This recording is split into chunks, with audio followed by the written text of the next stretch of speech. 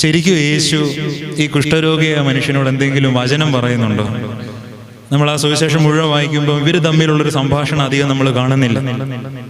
കുറച്ചങ്ങോട്ട് വായിച്ചു വരുമ്പോൾ നമ്മൾ കാണുന്നുണ്ട്, ഒരു പാപിനിയെന്ന് വിശേഷിപ്പിക്കപ്പെട്ട ഒരു സ്ത്രീ വന്ന് ഇവന്റെ കാല് കണ്ണുനീര് കൊണ്ട് കഴുകുന്നു, തൈലം ഒഴിക്കുന്നു, മുടി കൊണ്ട് തൂർത്തുന്നു, ഇതെല്ലാം നമ്മൾ കാണുന്നുണ്ട്. യേശു ആ വീട്ടിൽ ചെന്നിട്ട് ഒന്നും ചെയ്തില്ല.